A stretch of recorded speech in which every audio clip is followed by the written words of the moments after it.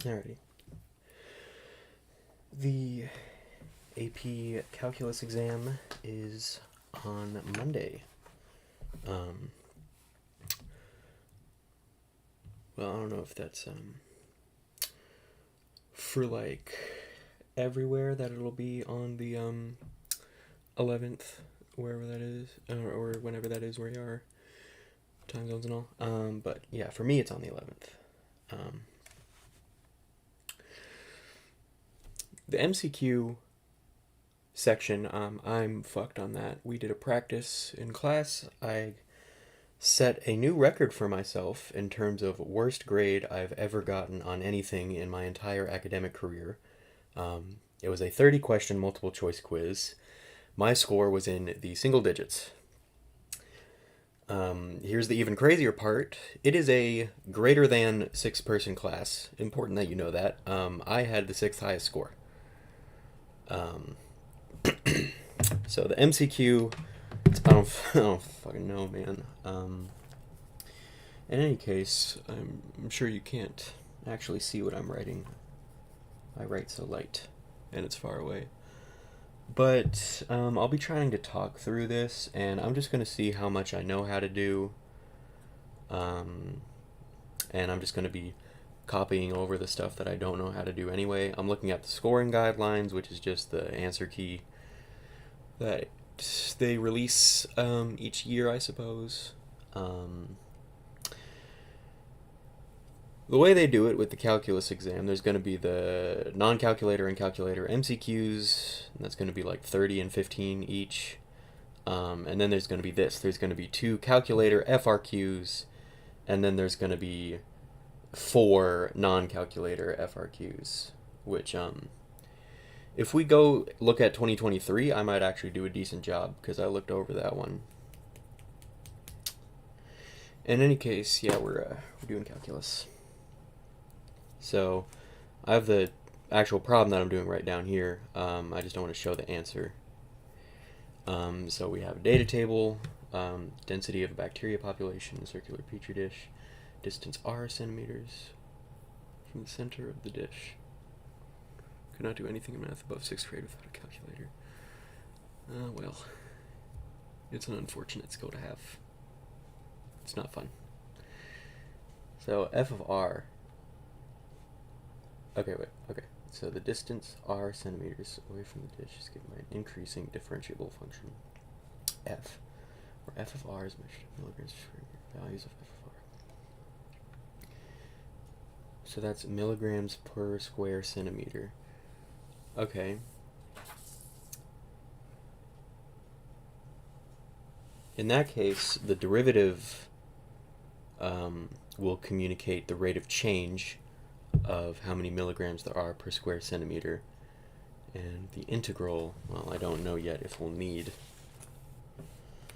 In any case, first we have to find f prime 2.25.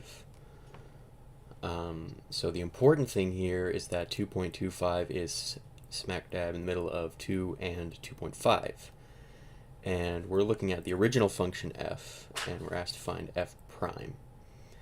The thing about derivatives is their basic definition is just that they are the value of the slope of the tangent line at any given point of a function. So what that means is, we're going to need Desmos anyway at some point. What that means is you have a function x squared, right? And a tangent line, what that means is, what that means is a line drawn perpendicular to a specific point on a slope. That's what a tangent line is.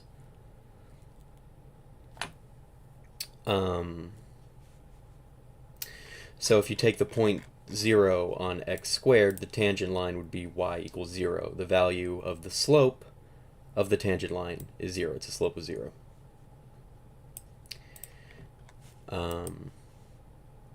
Anyway, no spoilers. What I should have to do here is take the bigger value, 2.5 minus 2 over f of 2.5 minus f of 2 gets me the average values. So 2.5 minus 2 over, let's look here, 10 minus 6. So 0.5 divided by 4. So 1 over 2 over 4 over 1. And then you have to cross multiply, what is that, 1/8? Let's see if... I'm not using a calculator right now. I don't know why. I would be able to use a calculator, hi Bubble Tea, on this part. In any case... Oh, no! I got it backwards. I got 1/8 instead of 8. Alright, let's keep that in mind. If we're finding the derivative from the table, we have to put f...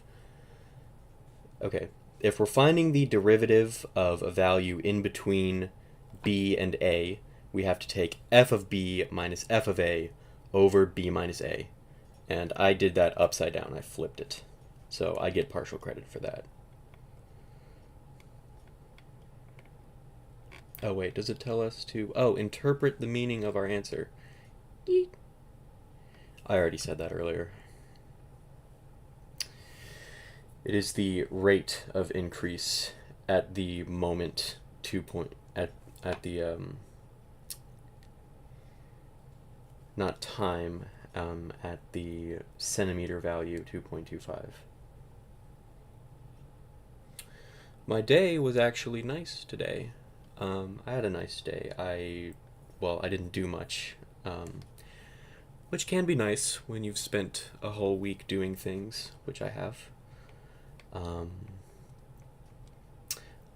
Oh geez, you mind if I complain to both of you guys about something in a few minutes? I'll get to it. First I'll say positive stuff. Strawberry picking with my family for your birthday! Oh my god, happy birthday, Bubble Tea. That's amazing.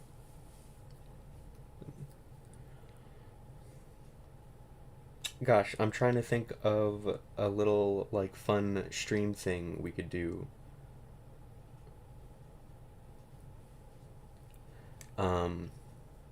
It was on the 7th. Well, happy birthday anyway.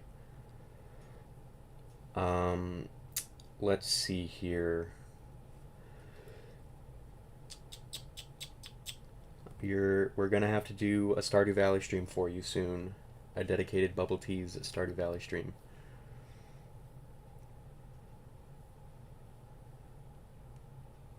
Or maybe we can even have like a Bubble Tea picks the theme day.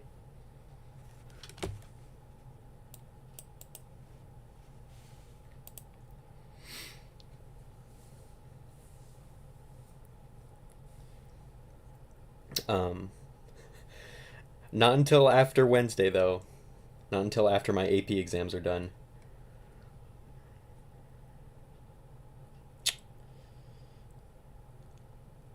Okay. A right Riemann sum. 2 pi, the integral from 0 to 4 of r f of r dr, using a right Riemann sum. So that should be whenever you have a Riemann sum. How many subintervals? 4 subintervals. You take the difference between these two, so you have to subtract this number from this number, and then you multiply that by this number. And it's from 0 to 4, which is the complete table. So we have the difference between these multiplied by this, the difference between these multiplied by this, these multiplied by this, these multiplied by this. How are we feeling about the exam? I'm kind of clocked out emotionally. I'll tell you guys about that in a moment. In any case, 1 minus 0 times 2 plus 2 minus 1 times 6. You guys get the idea.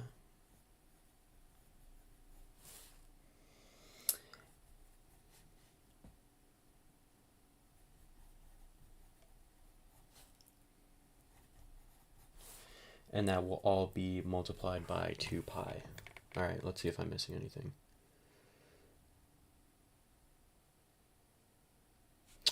Oh, dang it. So, okay, we had the function in here, which means that we...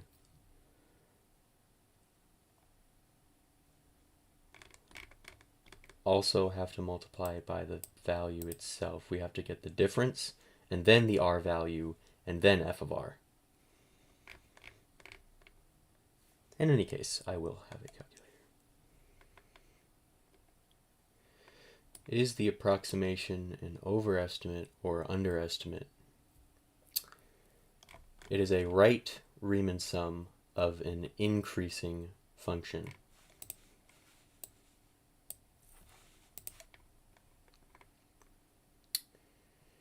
Should be an overestimate. There we go.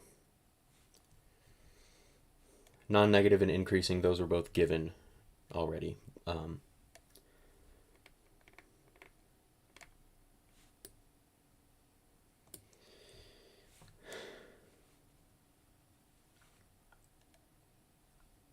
For what value k is g of k equal to the average value of g of r. So that should be, okay. I had to double check. Because sometimes I mix up the average value when you're deriving and the average value when you're integrating, but in any case, when you're given an integral of a function, when you're given an interval, not integral, when you're given an interval and you're told to find the average value,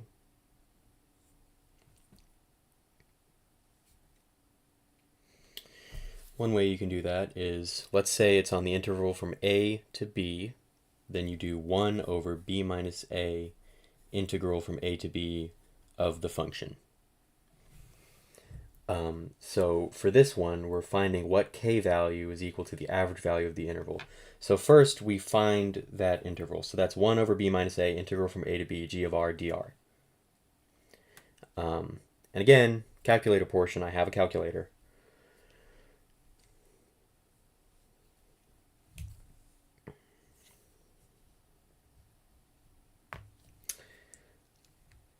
So that will equal some value r, right? So then,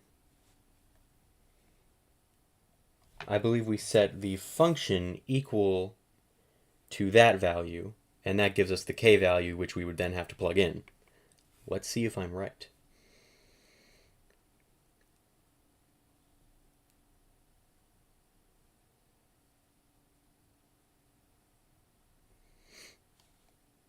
This does communicate that I'm right. Don't worry. Okay. Plans for Mother's Day? Of course I do. I have... Maybe this is too personal. But I have a friend who I plan to celebrate with. I got her and her family a gift I'm planning on driving over, and as for my mom, I already told her that I have to spend the bulk of the day studying because I have so many exams, and that I really want to bake her something. I just want to bake her her favorite dessert, but I don't know if I'll have the free time tomorrow, so we're gonna find the time later in the week.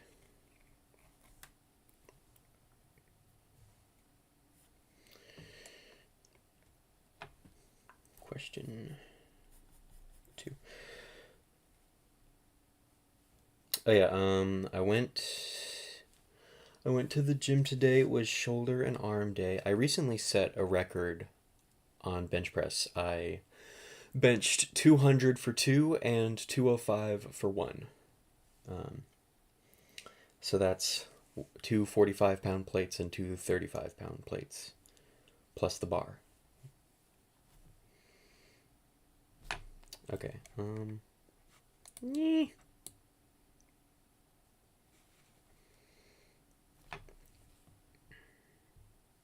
Okay, they give us 2 position vectors. The speed of the particle. So speed is equal to the vector of the velocity value, which should be equal to the root of x prime t squared plus y prime t squared. So we have the position vector, so it gives us an x function, a function that determines the x coordinates, that's left and right, and a y function, which determines the y coordinates, that's up and down. So this is the x function right here. This is the y function right here. So what we're given is the position vector. So we need, if you derive that once, and remember I explained derivatives earlier, if you derive that once, you get the velocity vector. So you get the rate of change of the velocity. You derive that, oh sorry, no, rate of change of velocity is acceleration. You get the rate of change of the position that is equal to the velocity vector. You derive the velocity vector, you get the acceleration vector. So the speed of the particle at time t equals 1.2, you take, so this is total speed of like, so you have to, put both of these functions together, if that makes sense. So you take the square root of the derivative of each function squared. And then it says time t equals 0, so you would also have to plug in 0 in the function. Oh yeah, and they have the initial condition t equals 0, the position is -2, that is definitely going to come up in parts B, C, or D. The acceleration vector, you just derive it twice and plug in 1.2, and that's it. That's all that happens. Yeah.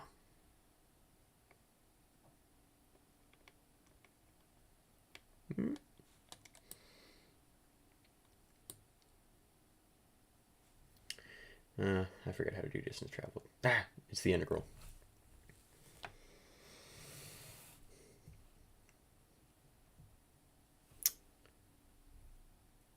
Oh yeah, and my friend owed me $50.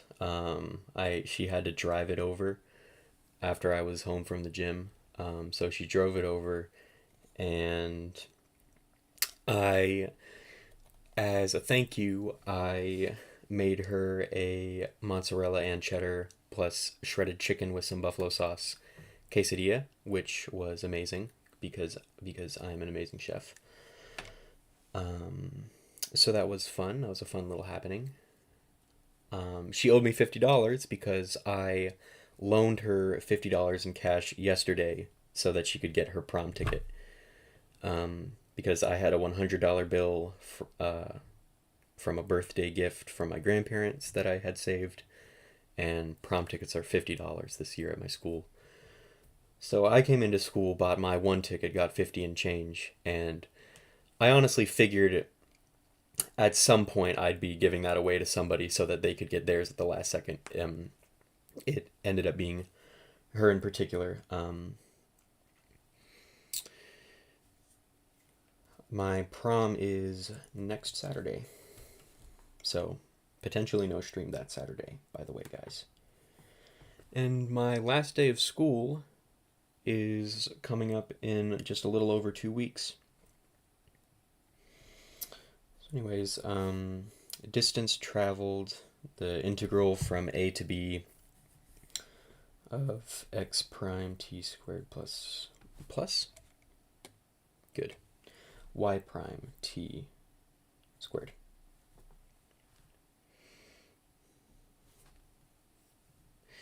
And again, those are just these functions up here.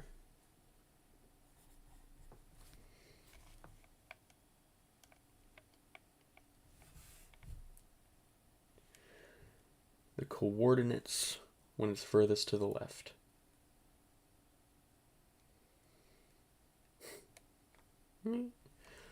Okay, furthest to the left. We're already given the position vector and we're given the initial condition of time t equals 0. Frankly,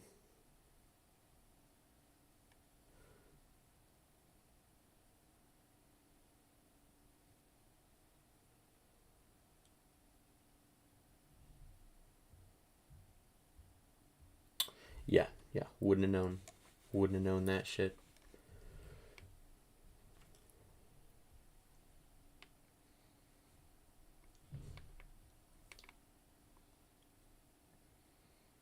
Oh, Jesus.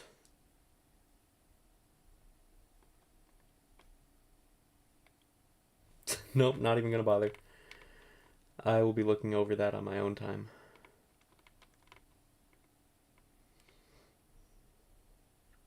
Okay, these ones can sometimes be fun.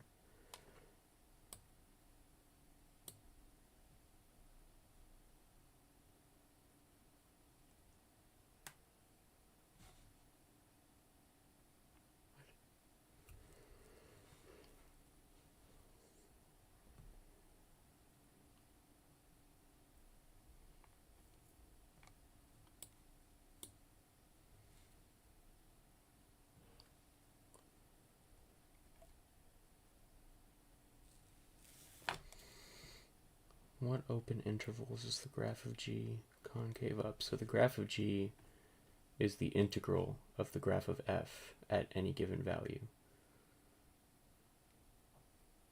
Meaning that g double prime x is equal to f prime x. To find upwards concavity, the second derivative needs to be positive. And for the second derivative to be positive, the first derivative of this graph would have to have a positive slope. So it should be the points where there is a positive slope. It should be the intervals -4 to -2, 2 to 6. Let's see if I'm right. Yes! I'm so smart. I'm so smart, you guys. Guys.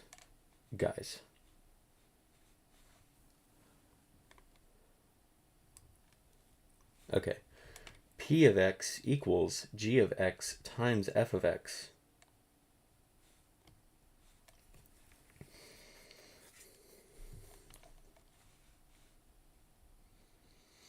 So first, we should probably find f of 3, which is -3, and then we should probably find g of 3, which is the integral from 0 to 3 of f of x.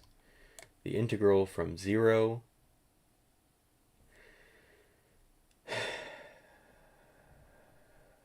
to 3. I'm not happy about that. Not happy.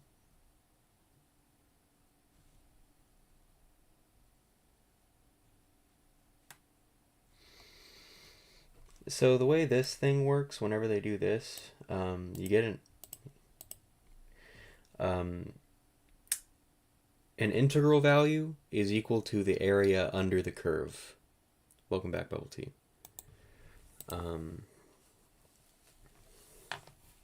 Oh yeah, I forgot what I was going to complain about. Believe it or not, the gripes I have right now aren't about calculus. They are about my other AP exam coming up.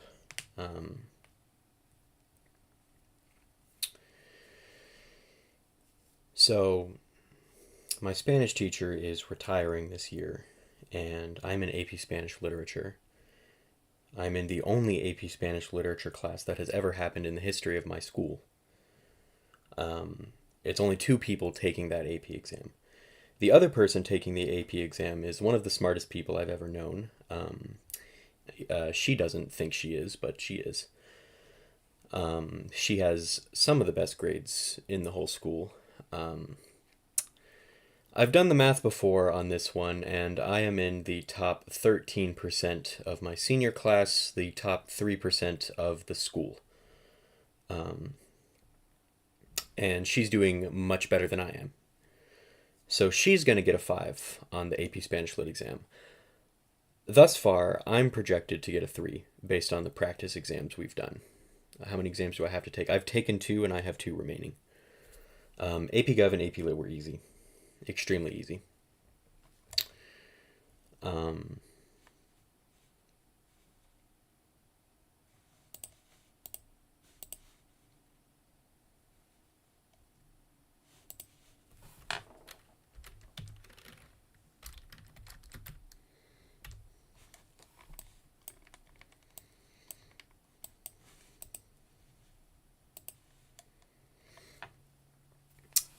Anyways, so I'm projected to get a 3 on the AP Spanish Lit exam.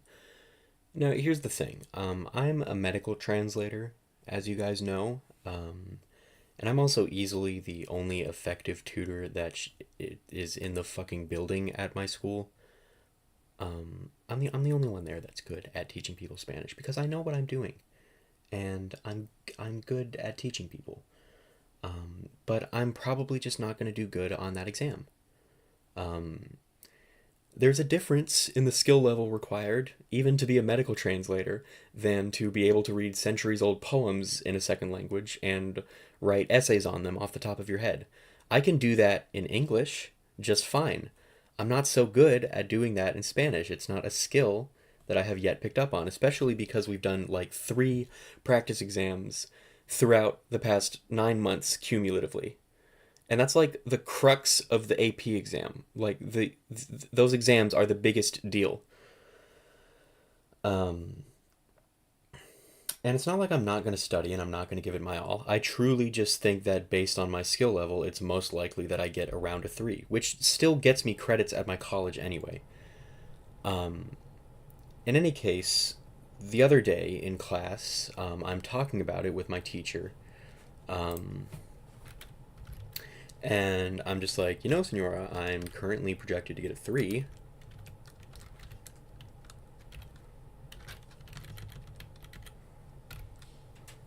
What are you talking about? What? Yeah, I mean, I guess.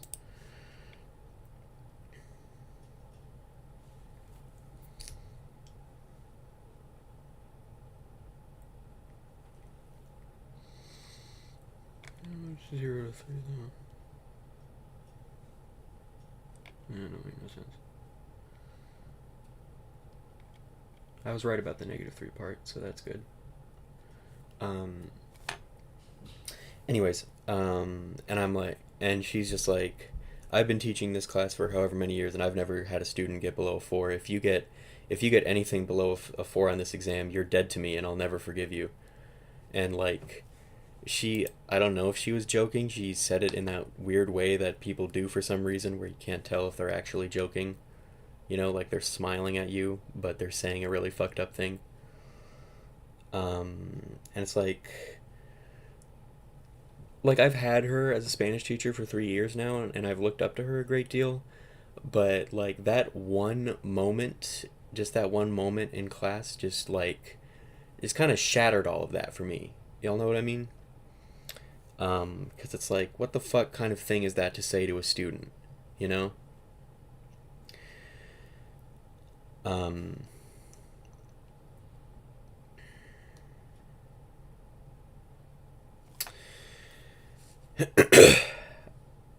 and like maybe I do get a 3, and that streak of hers with the super good AP score record will be over at the last second right before she retires, you know?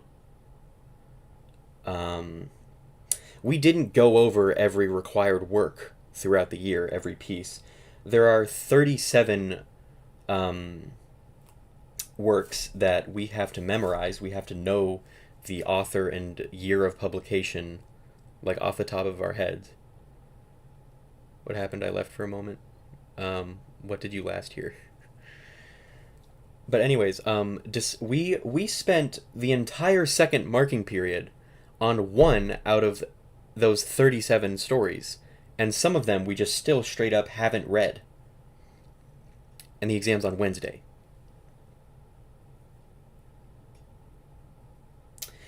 We've done one full-length practice exam. One. In the past 9 months, we've done one. And I wasn't given... Your teacher telling you if you got below 4? Yeah, that's the main thing.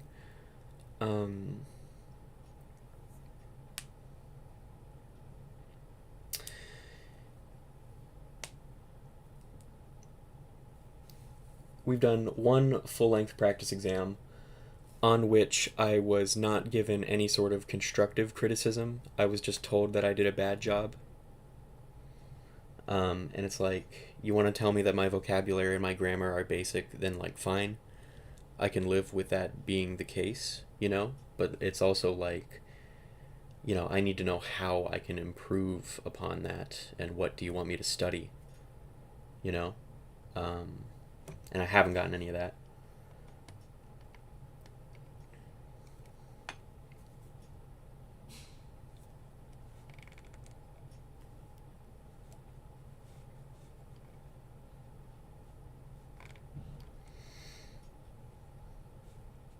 Oh. Oh, so this value is 0. Eek. So I don't think I'm getting a 4 or 5 on the AP Spanish Lit exam. Very sincerely, I don't. I don't think that means I'm bad at Spanish, because I'm incredibly good at Spanish. I think it's fair for me to say by now that it is my second language. I passed the biliteracy test that the school gave us. I spend my free time volunteering at a hospital translating for doctor's appointments, and I'm good at that. like, I've given her what she needs from me. And if I'm truly dead to her, if I get less than a 4, then I think at this point that I should just be dead to her. So I don't really care about that exam anymore. I honestly think that if she did care about how I did, just in the way that teachers are meant to care about their students, and she was just being encouraging, I would care a lot about that exam. Like, it would be the most important thing in the world to me to get a 5 on that exam. Um, but her saying that shit just makes me, um,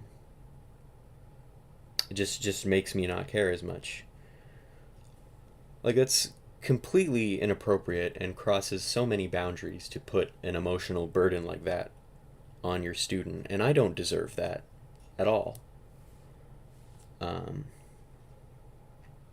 so, I've been having a little journey in my head of coming to terms with that and, abdicating responsibility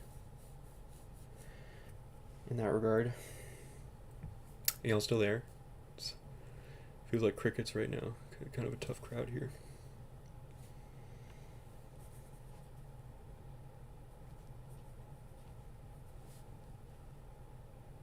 If you do well, I think you'll do well. Honestly, I think I do well. I think I'll do well too. But like, I think that I'll get a 3 on that exam, and it's like, that doesn't mean I'm not gonna shoot for a 5 and give it my all, because I am gonna do that. Um, it's just that if I do get a 3, she can deal with that, and I do not care anymore. Um, like, I'm done being the one who has to care about that kind of thing, you know, for other people, right? It's just very unfair for that burden to fall on me when it does not need to.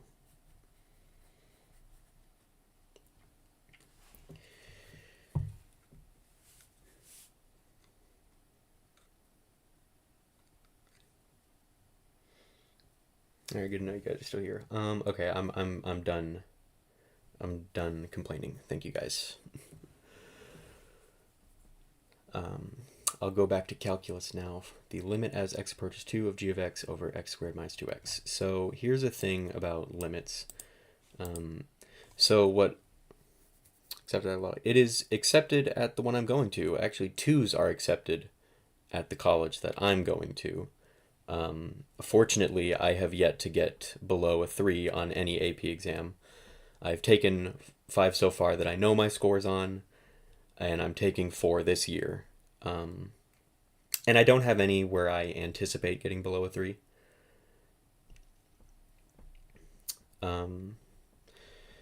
So a 3 is fine. I am okay with 3. Doesn't mean I'm not going to shoot for a 5, because you always have to give it your all with these things. I think that's just only right. But still.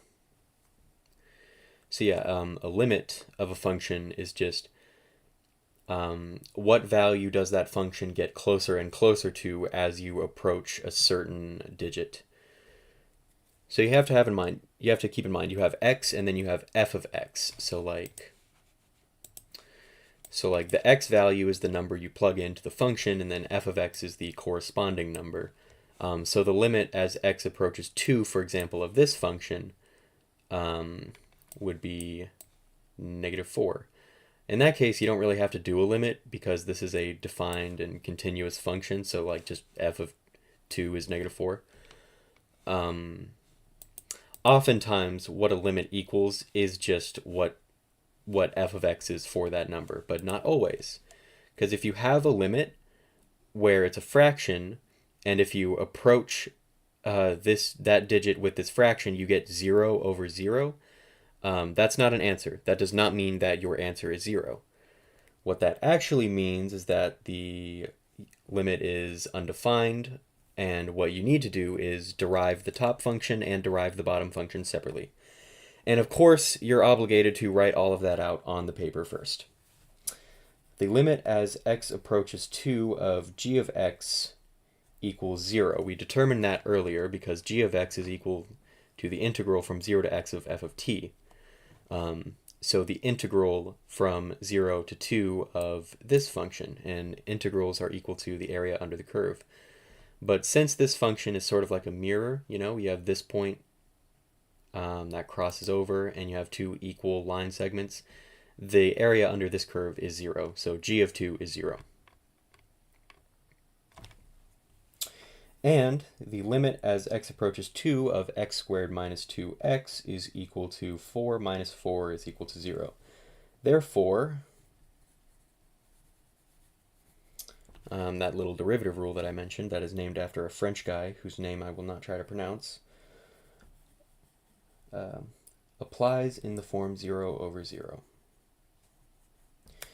So now we're taking the limit as x approaches 2 of g prime of x over 2x minus 2. And g prime of x is just f, and f of 2 is negative 4.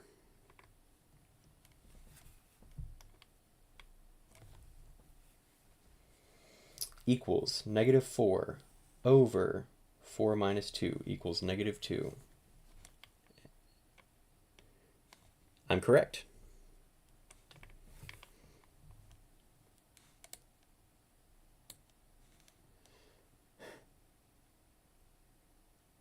Eek.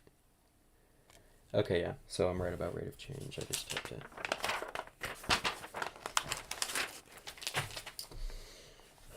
On the interval a to b, if you want to find the average rate of change signifies that you derive it.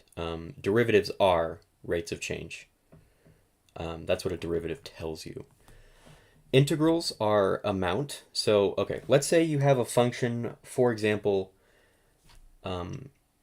let's say you have a function that defines the amount of gasoline put in a car, and you have different values of t for time, and each t value gives you an f of t that gives you the amount of gasoline put in the car.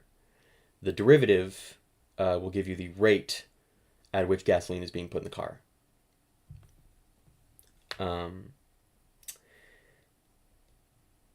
then the integral over a certain interval will give you the total amount of gasoline put in the car over that time interval. You guys get what I mean. So yeah, g of 2 minus g of negative 4 over 2 minus negative 4. So g of 2 is 0 still. And then the integral from negative 4 to 0 should be negative the integral from negative 4 to 0. Oh, sorry. The integral from 0 to negative 4 is equal to the negative equivalent to the integral from negative 4 to 0. Yeah.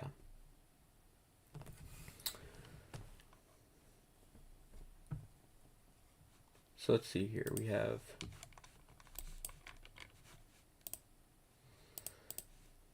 Is this fun, guys?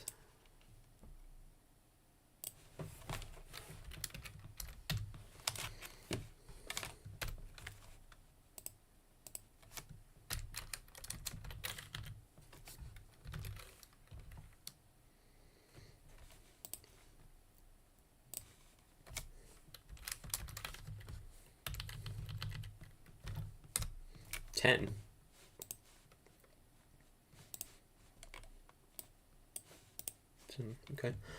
Wasn't expecting that. Fun assignment for forensics day? Oh, tell us about it. And how is the pre-nursing saga, Bubble Tea? Are you wrapped up with that already? Or are you still in school? For the time being. Because I know we're all coming up on the end and most colleges get out earlier. Okay, this is a slope of 3, which starts at negative 4, so we have negative 3x, positive 3x.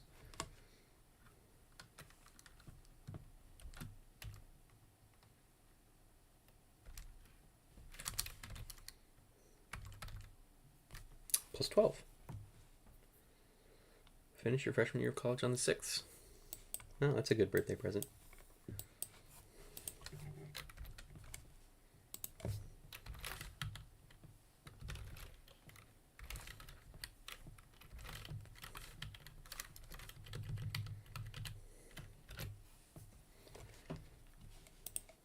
Okay. The question is, do we negate it or not? Is it... Okay, yeah, it is. It's negative 16, which is annoying. Anyways, average rate of change, g of 2 minus g of negative 4 over 2 minus negative 4. There you have it. I probably would have ended up getting negative 8/3. Oh, wait. Does the mean value theorem guarantee...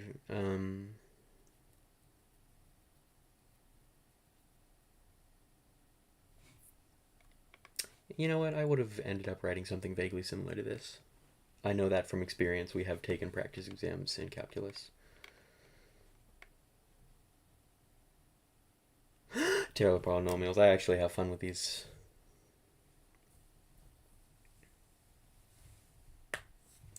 Let's see here. P2x equals x plus...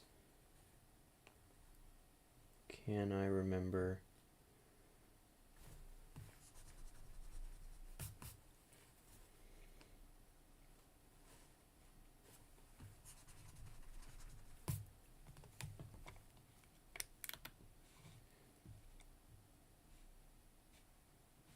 Okay, yeah, so f of x plus f prime x over x minus a over 1 factorial, or f of a, I suppose, f prime a, plus f double prime a x minus a squared over 2 factorial. And that's the second degree. Y equals f of x is the particular solution to dy over dx equals y times x ln x. Initial condition, f of 1 equals 4. Had to listen to tapes of several suspects and piece together the story with only that and chat history. Oh, it's like a little story being told. I've always wanted, if I were a better writer, I would constantly write that exact type of story where you have to piece together things that have happened based on conversations and news articles, etc. Like if I were like a writer, that would be my favorite medium, you know, of storytelling. Oh, dude, I just realized I have to derive x. I have to integrate x ln x. Ugh. Differential equations can actually be really fun if you're good at them. dy over dx equals y times x ln x. So if you use your algebra skills, you can determine that dy, 1 over y dy equals x ln x dx.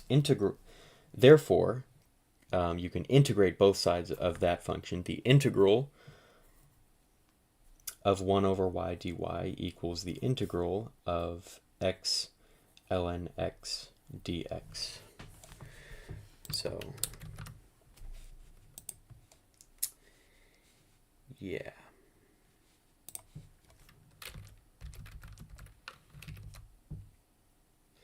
Man, fuck that, man.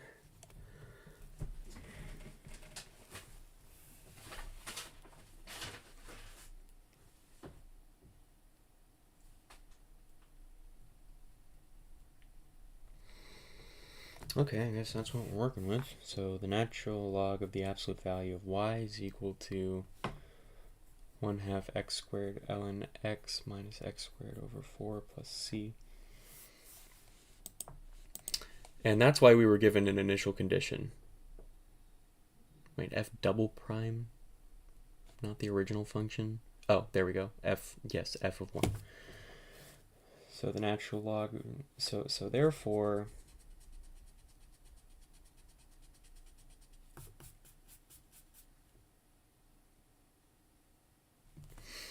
wait, let me check something. E to the power of x plus e to the power of just a number. E to the power of x plus 2. Sorry. Nope, not the same. How do I combine this again? Do I have to multiply them? Y equals e to the power of 1/2 x squared ln x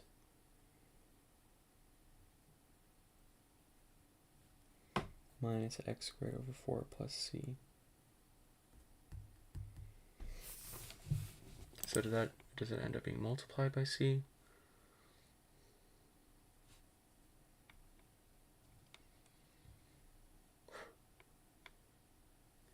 Well, we actually don't need that to write the second degree Taylor polynomial because f of x is 1. That's given. Sorry, what? F of 1 is 4. That's given. So 4 plus...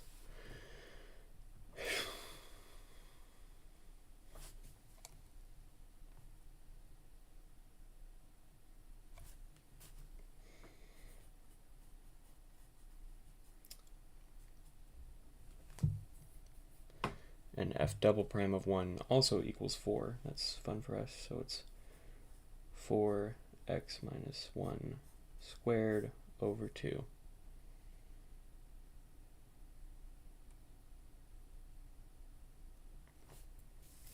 Oh yeah, the natural log of 1 is 0, so this will just be 0 no matter what.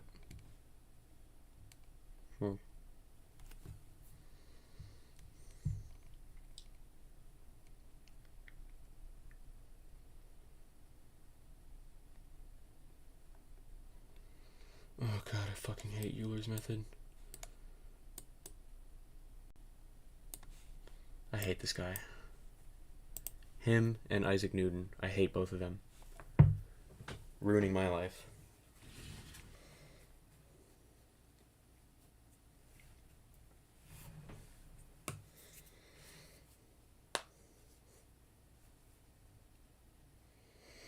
Starting at x equals 1 with 2 steps of equal size, so that means we have x, y, and then we have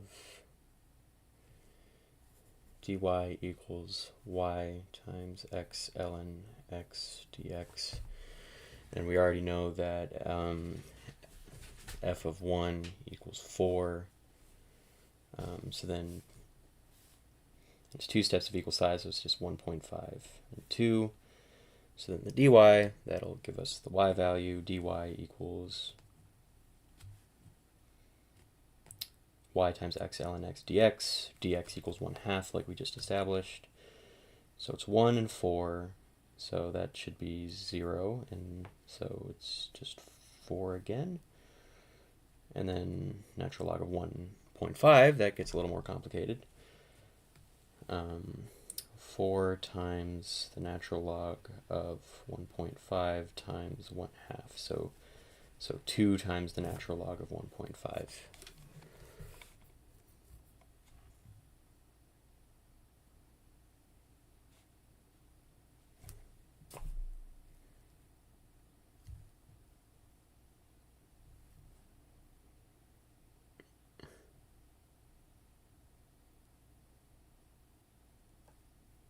Okay.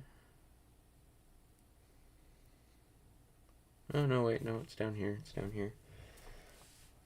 I gotta multiply these together if I'm not mistaken. So if you get 2 natural log 1.5, that'll be the answer. So how is it 4 plus 3 natural log 1.5? Where did that all come from?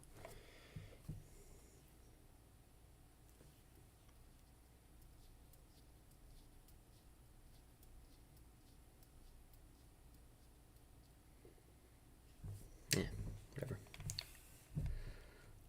Oh, hey, no, that's what I was talking about. Okay, it's just a simple arithmetic error on my part.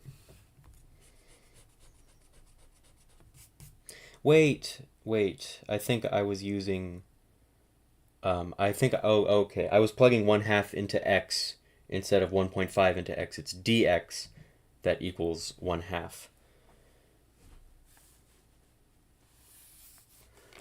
Plus, wait, this is important. Okay, it is times. So then 1.5, 4, so we have y 4 times 1.5 natural log of 1.5 times 0.5.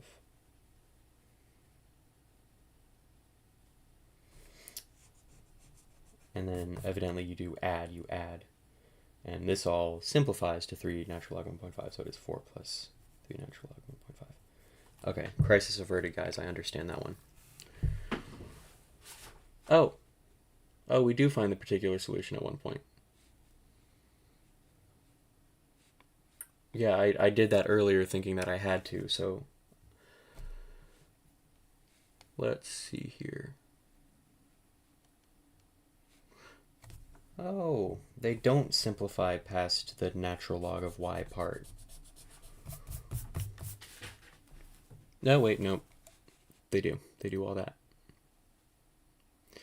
But they solve for c at this step first.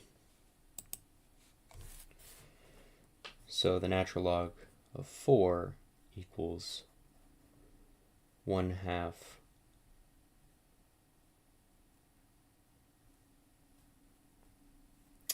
actually that's equates to be 0 minus x squared over 4, 1 squared over 4, 1/4 minus 1/4 plus c, meaning that natural log of 4 plus 1/4 equals c.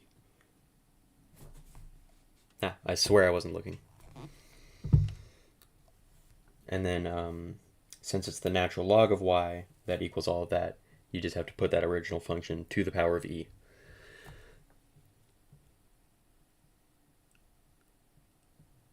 Seeing you study like this is making me question how I don't know how to study and why I don't know how to study. I'm likely being stupid right now. Don't be down on yourself. And you're a nursing student. You're doing better than me.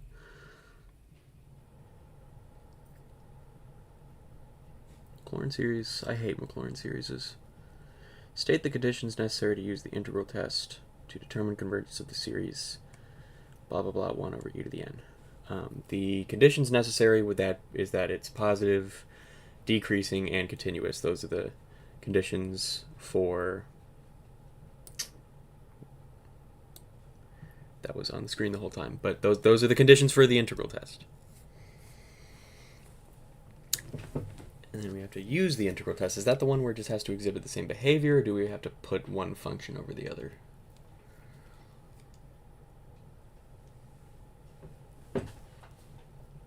Thank you for believing I'm smarter than I actually did.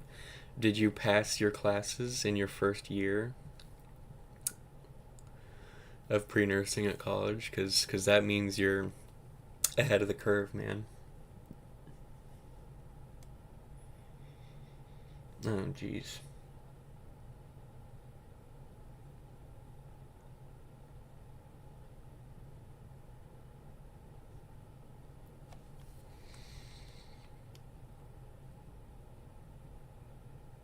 Wait, we're not focusing on the... Oh, we're just using the integral test for this one. I'm silly. Yeah, that's fine. Oh, the limit comparison test. This is going to take up a page. The limit as n approaches infinity? Yes.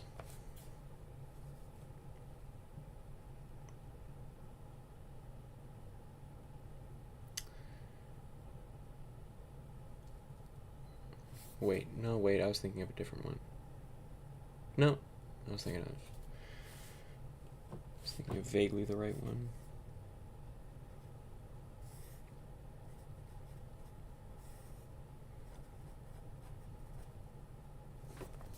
What's the next step? I can do all of that simplification just fine.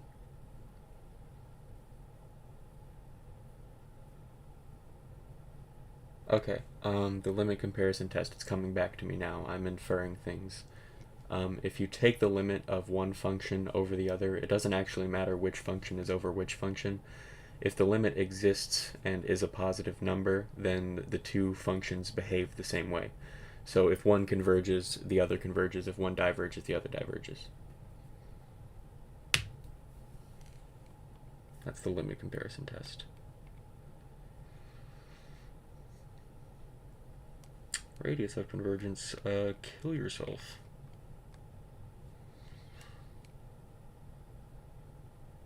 I am going to be looking over all of this tomorrow, by the way, like more in depth. This is more of a preliminary thing that I'm doing. Oh, that's the end.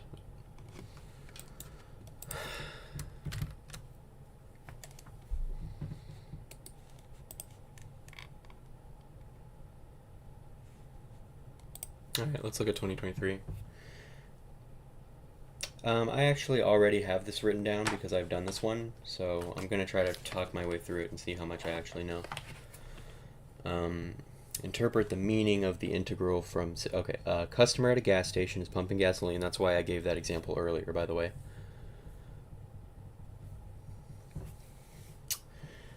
Oh yeah, so AP... Hang on. What is the statute of limitations before I'm able to discuss an AP exam online?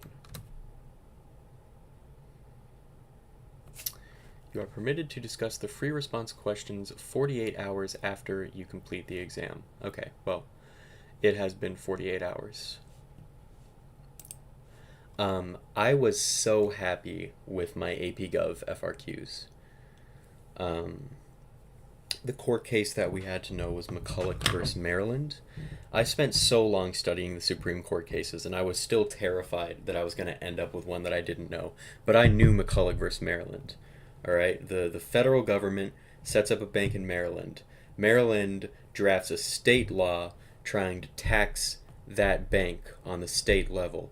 A man named McCulloch, I actually don't know that it's a man, I just realized that. Sorry guys, I'm being sexist. But an employee named McCulloch at the bank opts not to pay the tax. He gets in trouble, but he appeals, goes to the Supreme Court level. The Supreme Court, citing the Supremacy Clause, determines that it is unconstitutional, Maryland's state law trying to tax the bank. They determine that Maryland cannot tax the bank. The FRQ, the Supreme Court comparison part of the FRQ, has us compare that court case. Good night, Marcy. Too bad you're missing out on my AP Gov ranting. I'm sure you won't lose too much sleep over that, though.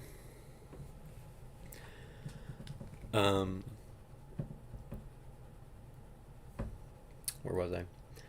They had us compare it with a different Supreme Court case that was very similar, where a boat company sued another boat company for copying their boat design because there was a Florida state law that protected even uncopyrighted whatever jurisdiction boat designs fall under. But then there was apparently an already existing federal law that determined that that patent couldn't be protected if it was never, if they never applied to make it a copyright.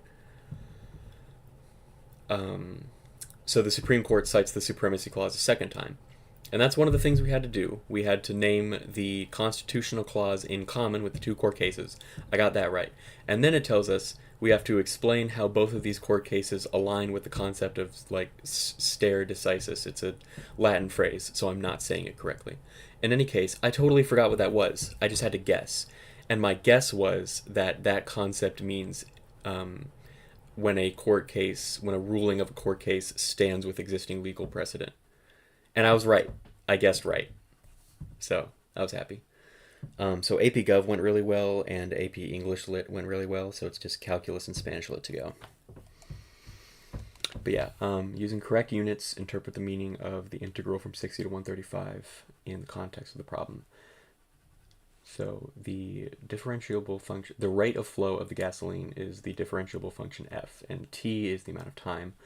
So all of these t values are the amount of time in seconds. So this is after a minute, this is a minute and a half, 2 minutes. And the gallons per second, this is called the instantaneous rate of change. So in the moment that t equals 60, this is the exact rate that the gasoline is being poured in. So if you integrate this function, you get the actual amount of gasoline. If you derive this function, you get the rate of change of the flow. You get how the flow is changing over time. So the integral from 60 to 135 would be the total amount of gallons put into the tank over the time interval 60 from 135. And if I wanted to do a Wright-Riemann sum, it would be 90 minus 60 times 0.15, 120 minus 90 over times 0.1, 130 minus 120 times 0.05.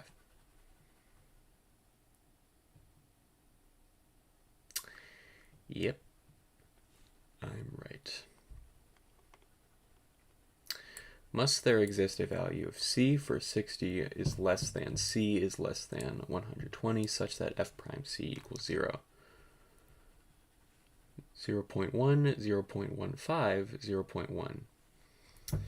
So the function goes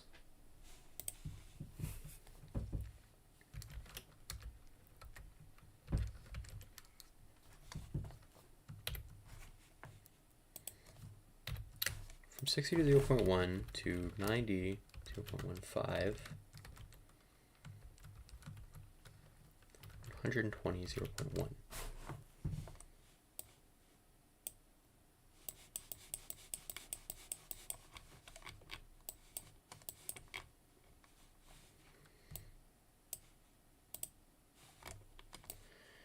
So very slightly goes up and then goes down. But the fact that it's going, at least to some degree, like this, right? It's that kind of curve, means that at some point the derivative does have to equal 0. Which is, of course, not, that would not be my exact words. I would cite the mean value theorem. It's differentiable, it's continuous, f of 120 minus f of 60 over 120 minus 60, 0.1 minus 0.1 over 60, 0 over 60, 0. So there is a point where f prime c equals 0. Okay, average rate of flow of gasoline over the time interval. That means we integrate from 0 to 150, but it's average, so we have to do 1 over 150 minus 0, and then we just plug in this big, huge function. And that'll be it for that.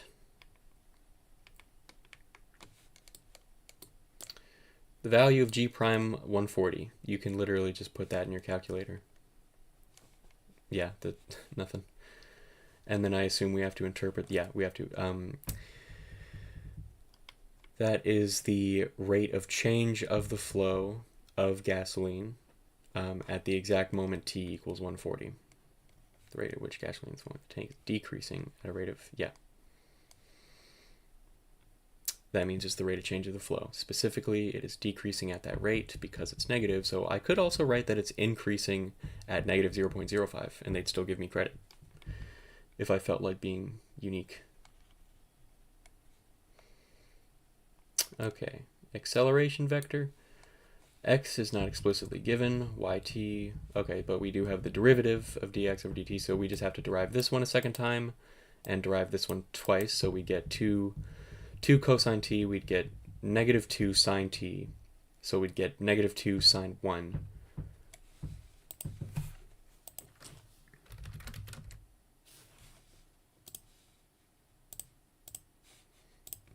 What is that again? Not quite. Probably not any of those.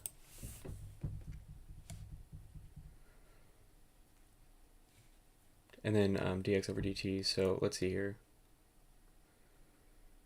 We're integrating that, so we'll have to, oh, right. You just plug it into your calculator. In any case, that's what the acceleration vector is, because dx over dt is the velocity vector.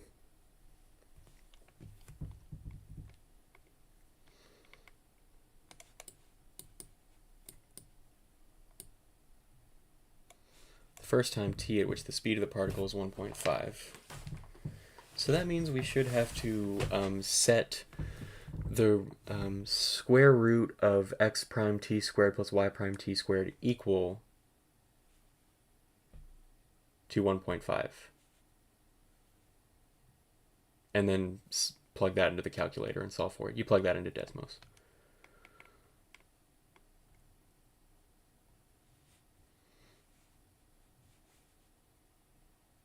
This I hate.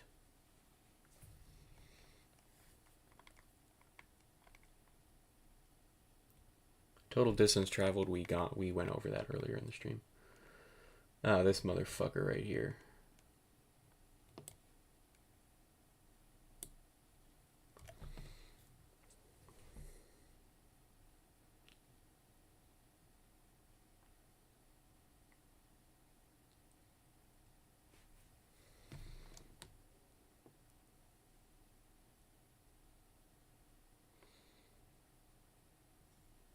Oh, okay.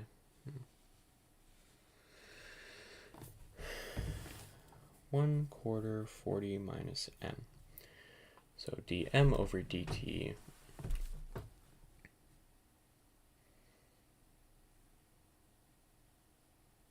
Okay, yeah, so the m value is just the temperature of milk at a given point. So I think this should be sort of an initial condition, 0, 5. Well, let's see here. T equals 0.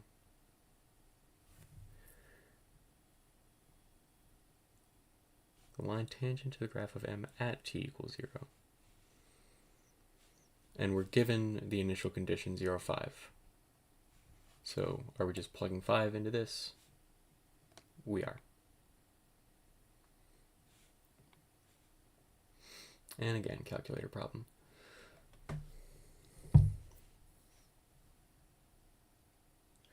And because this is a derivative, this thing that it gives us is a slope value, and y equals mx plus b and all, or is that what we're using? Oh no, I think it's the y2 minus y1, etc.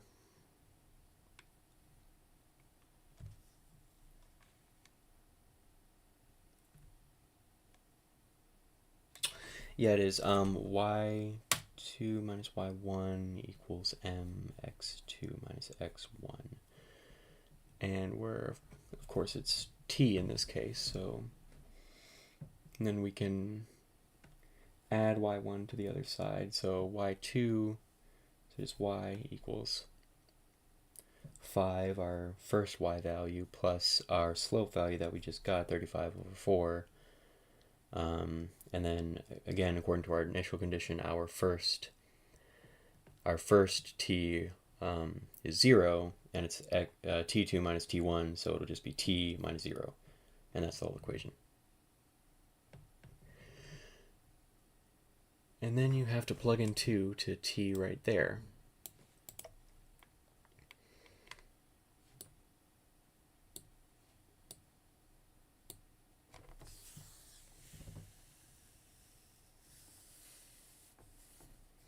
Is this the one where I have to do... I would have gotten it wrong. So I'm just deriving this again.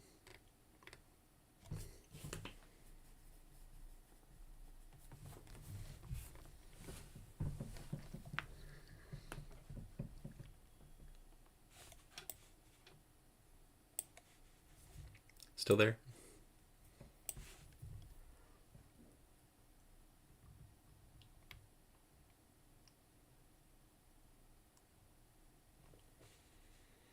Negative 1/4 dm over dt. Why is it negative 1/4 dm over dt? I was just about to say that. I'm still here.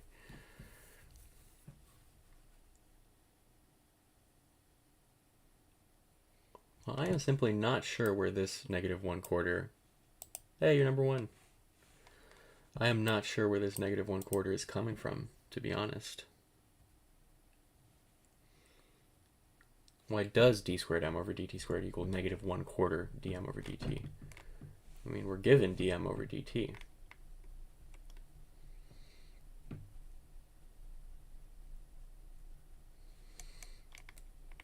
I would have already known it was an overestimate.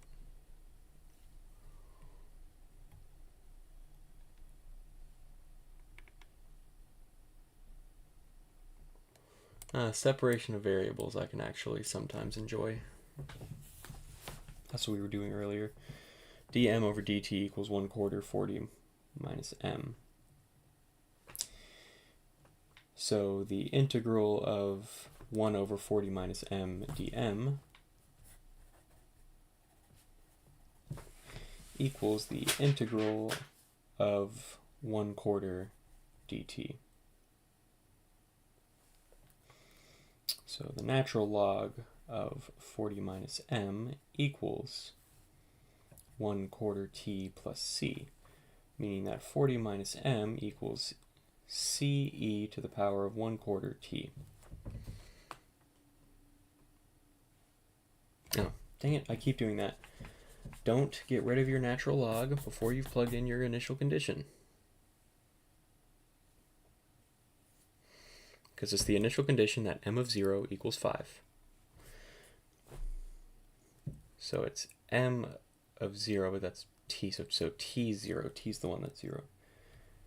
So the natural log of 40 minus 5 equals 1/4 0 plus c. So c just equals the natural log of 35.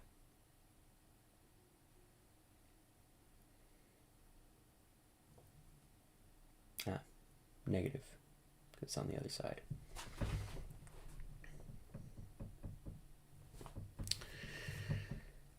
And then you'd have to plug all of that bullshit in.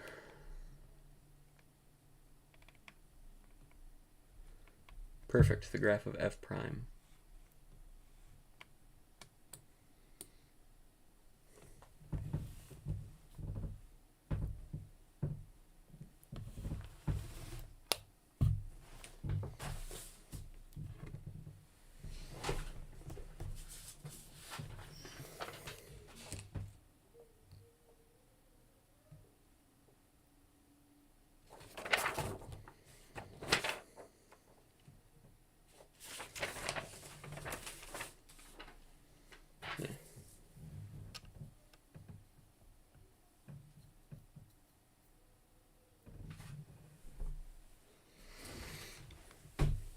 Should honestly have neither. Yeah. So this is a graph of f prime, so we can see that it's entirely positive on either side of 6. And it would have to change sign for there to be a global extrema.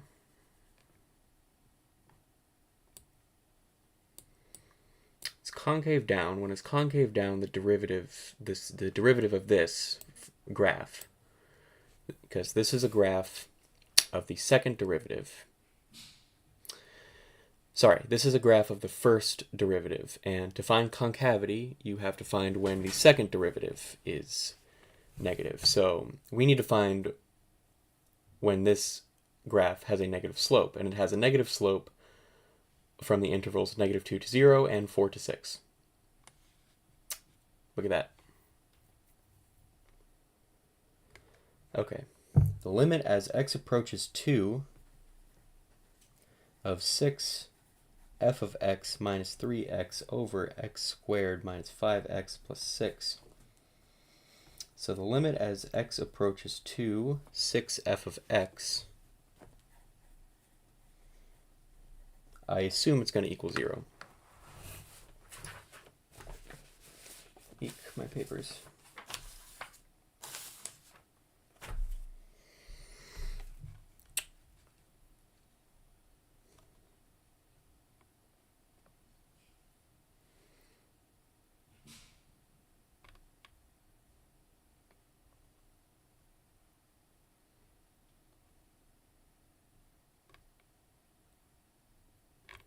Oh, wait. Oh, yes, we had the initial condition of f of 2 equals 1. So that is just 6 times 1 minus 3 times 2, which is 0. And then x squared minus 5x plus 6, 4 minus 10 is -6. Plus 6 is 0.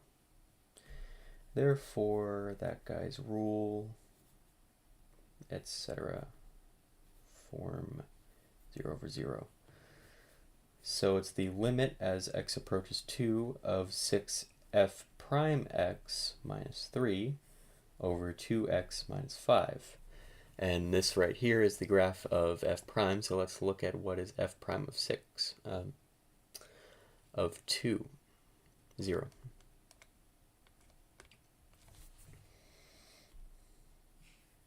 So 0 minus 3 over 4 minus 5, which equals negative 3 over negative 1, which equals 3. And look at that. I'm right. I got some peach cider from the farm. I picked the strawberries and it was really good. We're going back to pick peaches, blueberries, and maybe blackberries too when they're in season. Oh, that's really nice. That's really cool. I've only ever gone to strawberry patches and pumpkin patches in my life. I love places. I love strawberry and pumpkin patches. I am a big fan of just existing in patches. The gift shops are always so charming, and they always have such nice snacks, and it's just so fun to roam around and compare your whatever you find with whatever your group finds at the end. It's one of the few places where I feel very, very comfortable talking to strangers, because like we all came there with just the same very fun purpose of just picking fruits from vines, you know? So I feel like there's a lot of humility there, because everyone just agrees that we all want to just have fun right now. So people are very nice. Okay, the absolute minimum value on the closed value, negative 2, 8. So that means not only do you have to find the extrema, but you also have to test the endpoints. Extrema means that the derivative equals 0, and the derivative equals 0 from the interval negative 2 to 8 at negative 1, 2, and 6. So we would have to plug in negative 2, negative 1, 2, 6, and 8 into the original function. Evidently, the conclusion is that it's f of 2, which is 1. Oh, this shit right here. Ugh. The area of the shaded region. Okay, so as we've discussed, an integral gives you the area under the curve of a graph, right? So the integral from 0 to 3 of both of these functions would give you the respective areas under those curves.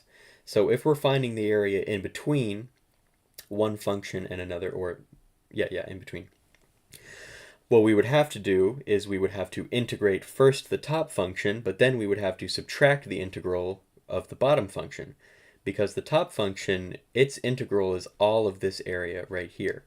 But if we're taking away the bottom function, we're only taking away all of the area below that. So we're left with the area where they intersect. So look at that. Integral from 0 to 3 of the top function minus integral from 0 to 3 of the bottom function. And we're given that f of x dx equals 10, and we would have to integrate this function, which should be just 12 times ln 3 plus x.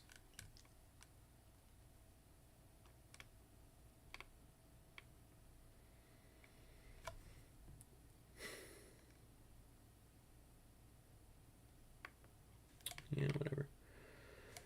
H is defined by x times f of x. So to integrate that, we would have to write a little table, derive x down to 0, x 1, 0, and then we would have to integrate f prime of x, which would then be f of x, which would then be the integral from 0 to 3 of f of x dx.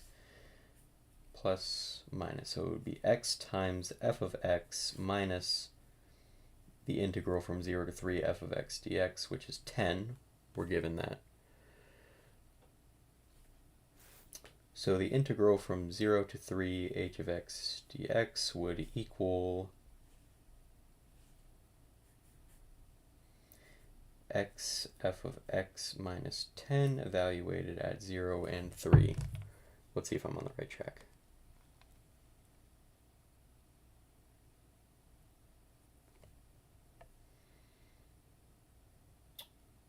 I am, but I can separate out the 10 if I feel like it, which I thought might have been the case, but I wasn't risking it. So x times f of x evaluated at from 0 to 3 minus 10. And we can just look at the graph for the values of f of 3 and f of 0. So I would be able to do that.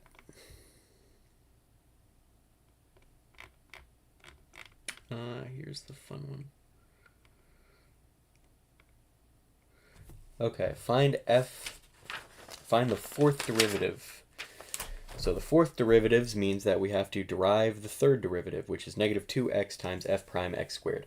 Now, if you're deriving two functions that are being multiplied by each other, you got to do the product rule, which means that you derive one and multiply that by the original of the other function, and then you add that with the one that you didn't derive the original of that, and multiply that by the derivative of the other function. Make sense?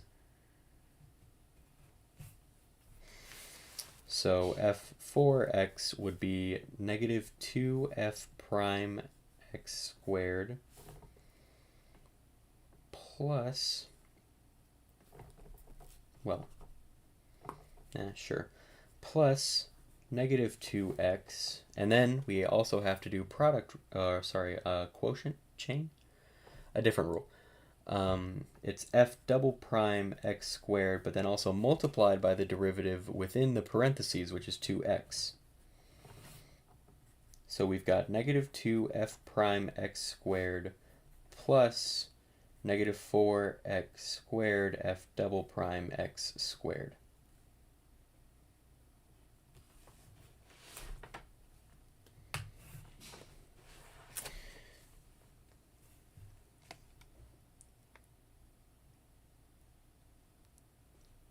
Oh, look at that. I didn't even have to simplify it as much as I did.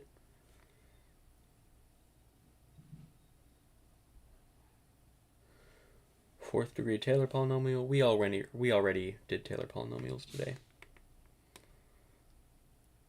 And yeah, I wouldn't have remembered Lagrange error bounds without looking. And this would just be boring right here.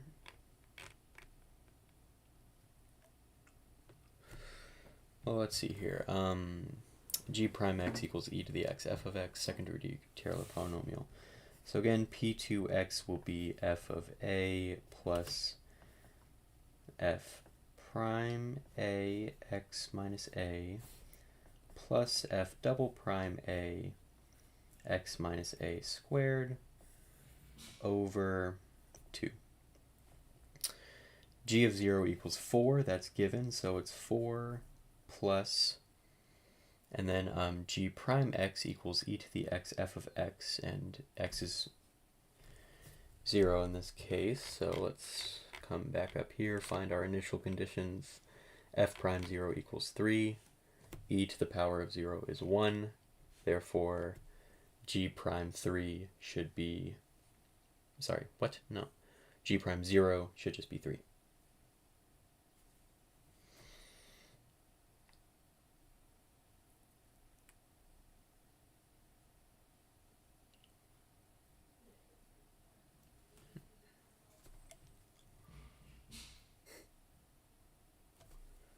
And then g double prime x, we have to do product rule again, so that's e to the x f of x. The derivative of e to the x is e to the x. It is a special function in that regard.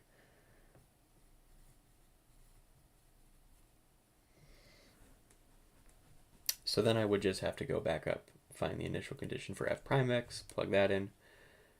This is indeed what we would be left with right here. It has been an hour and a half. I'm calculused out for the night. Don't worry, I'm going to be doing more tomorrow.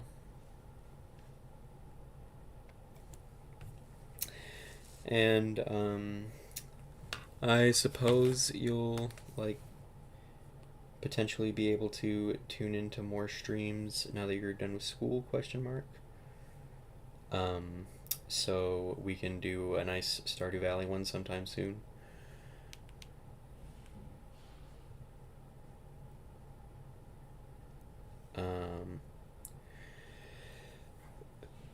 And or we can do one where you get to pick and choose whatever it is we do, even if that just ends up being Stardew Valley. Alrighty, goodbye.